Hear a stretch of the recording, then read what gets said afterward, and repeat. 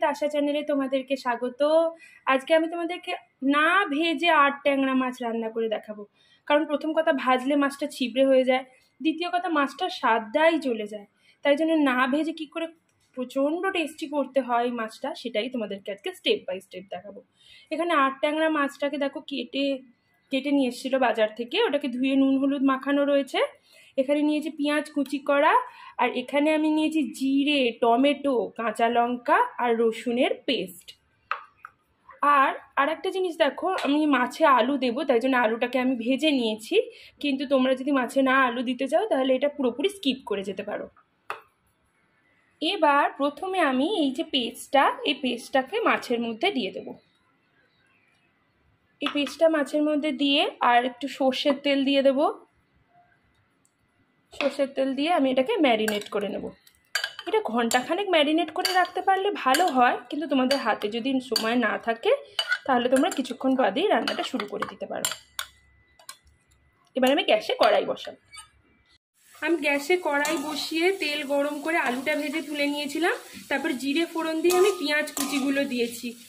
তো এই ক্লিপটা মিস হয়ে গেছে, কিছু মনে করো না, আমি বলে দিচ্ছি তোমাদেরকে। তো জিরে ফোড়ন দিয়ে আমি পেঁয়াজটা এখানে দিয়েছি। পেঁয়াজটা এবার ভাজা ভাজা হবে, মানে ব্রাউন কালার হবে, ততক্ষণ অবধি আমি এটাকে নাড়বো। পেঁয়াজটা এখন দেখো পুরো ব্রাউন কালারের হয়ে গেছে, ভাজা ভাজা হয়ে গেছে পেঁয়াজটা। এখন আমি এখানে মাছটা দিয়ে দেবো।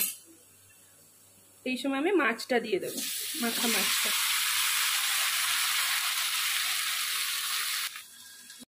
কিছুক্ষণ বাদে আমি ঢাকাটা খুলবো। ঢাকাটা খুলে আমি মাছগুলোকে উল্টে দেব।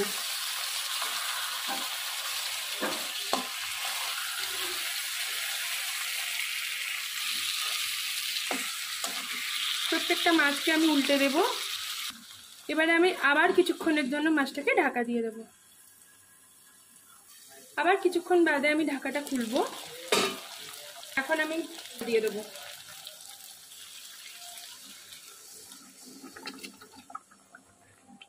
জল দিয়ে আমি তলাটা আস্তে করে নেড়ে দেব।